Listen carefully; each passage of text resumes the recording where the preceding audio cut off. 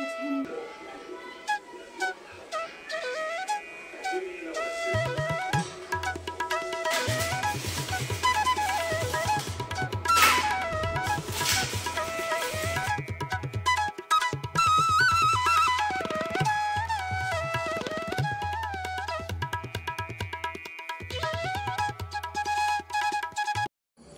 Hello नमस्ते, कसे आहात सगळे? आय होप सगळे मस्त आणि मजेतच असाल।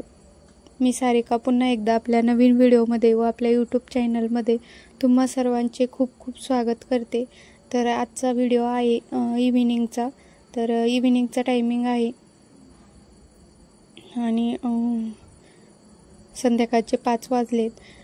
तर इथं मी दुपारी जे कपडे वाळू घातले होते तर ते काढले आणि खूप जरा जास्त कपडे होते, कारण गावाकडे गेले होते त्यावेळेसचे पण कपडे राहिलेले होते। तर सगळे आजच वॉश करून घेतले आणि मुलाचा शाळेचा ड्रेस वगैरे।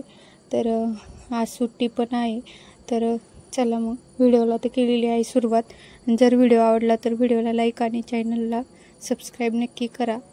तर चला मग इथं कपडे वगैरे सगळे काढून घेते मी आता। आणि उशांच्या खोळी आणि ब्लँकेटची खोळ सॉरी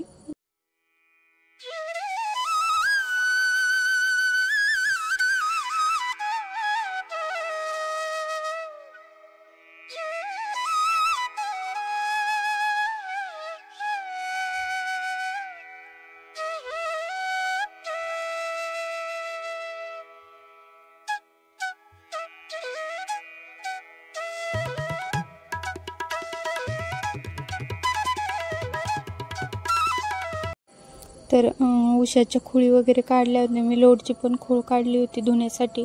तर आता हल्ली सुट्ट्या चालू आहे, समर वॅकेशन आहे, त्याच्यामुळे मुलांनी खूप खाली लोळतात, कुठं पण लोळतात लोड वगैरे, त्याच्यामुळे खूप खराब होतात खोळी। तर त्या धुवून वगैरे काढल्या होत्या आज। आणि दुपारचे भांडे पण आहेत भरपूर। सुट्टी असली की कसं दुपारी जेवण वगैरे करायचे आणि मग जेवण वगैरे केलं की निवांत कंटाळा येतो, त्याच्यामुळे मग म्हटलं चला जेवण वगैरे झाल्याच्या नंतर थोड्या वेळ आराम केला।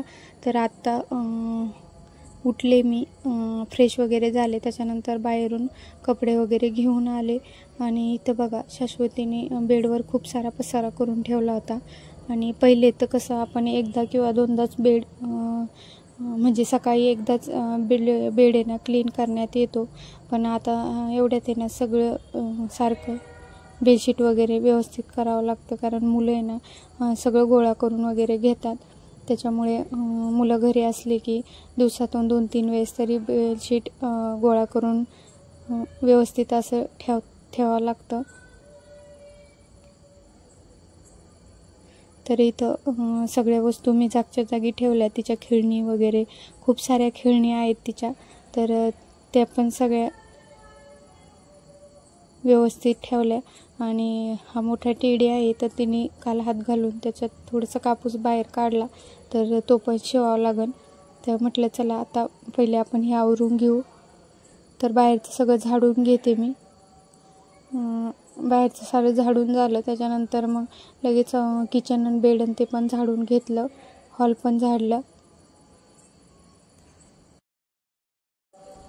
तर हॉल वगैरे झाडून घेते आणि त्याच्यानंतर मग भांडे वगैरे पडलेले आहेत खूप मोठे किचनवर, तर ते पण आवरायचं आहे। किचन वाटा पण आवरून घ्यायचा। चहा पाणी तर काही सध्या करत नाही, पण दूध वगैरे द्यायचं आहे मुलांना।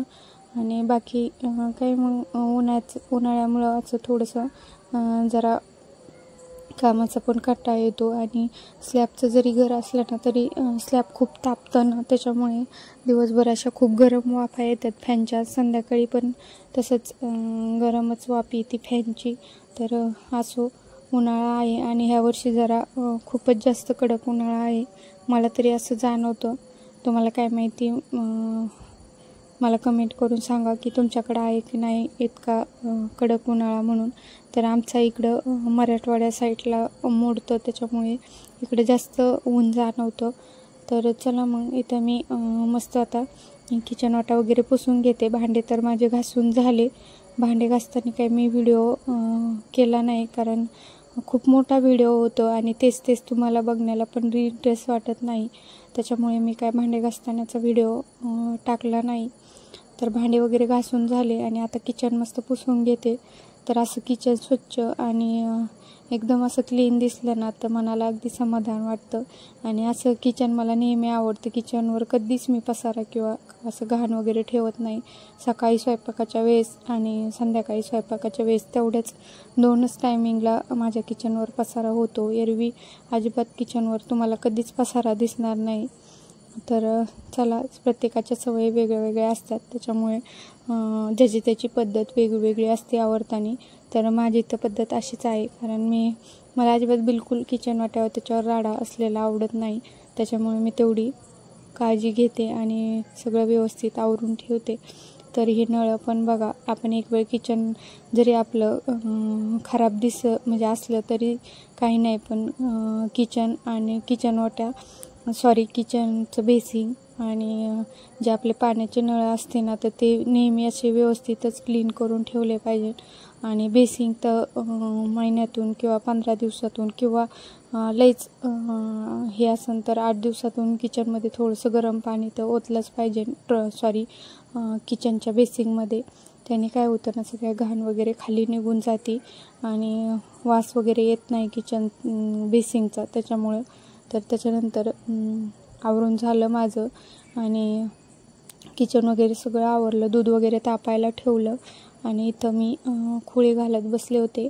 तर ही लोड आहेत ना, तर लोडच्या खुळी मी इथं घालत होते आणि धुतल्या, त्याच्यामुळं दिसायला पण तुम्हाला दिसत असतील, अगदी स्वच्छ दिसतात. आणि त्याच्यानंतर ह्या 2 उशा आहेत, त्या दररोज वापरण्यात येतात, तर त्याच्या पण खुळी घालून ठेवायच्या आहेत. तर चला मग आता मी माझं हे पटपट आवरून घेते आणि नंतर मग पुन्हा संध्याकाळची तयारी करायची स्वयंपाकाची. तर तो व्हिडिओ मी तुमच्यासोबत नंतर कधीतरी शेअर करेन, कारण हा व्हिडिओ खूप मोठा होईल. त्याच्यामुळे मी संध्याकाळचा काय व्हिडिओ मी तुमच्यासोबत कंटिन्यू करणार नाही. तो तुम्हाला दुसऱ्या व्हिडिओमध्ये बघायला भेटेल. तर इथं सगळे बसले होते साईडनी, शाश्वती, शिव आणि साहेब पण होते. तर मस्त गप्पा चालल्या होत्या, पण मध्येच काहीतरी झालं तर हसू आलं होतं मला आणि तुम्हाला पण ऐकून हसू येईन. पण मी आता सध्या काही तुम्हाला सांगत नाही, नंतर सांगून कधीतरी. तर चला मग, इथं माझं झालं आहे उशारला खोळी वगैरे घालून, फक्त एक लोड राहिला आहे आणि मस्त गप्पा पण चालल्या होत्या. तर ह्या पापड्या साबुदाण्याच्या कालच केल्या होत्या, तर त्या पण भरून ठेवायच्या राहिल्या होत्या. आज वाळवल्या एकदा आणि आता झाल्या आहे कडक, तर म्हटलं लगेच भरून ठेवाव्या. चला मग, आजचा व्हिडिओ तुम्हाला कसा वाटला नक्की मला कमेंट करून सांगा. जर व्हिडिओ आवडला तर व्हिडिओला लाईक आणि चॅनलला सबस्क्राईब नक्की करा. पुन्हा भेटू आपण अशाच एका नवीन व्हिडिओमध्ये. तोपर्यंत सगळ्यांना बाय आणि उन्हाळ्याची काळजी घ्या सगळ्यांनी.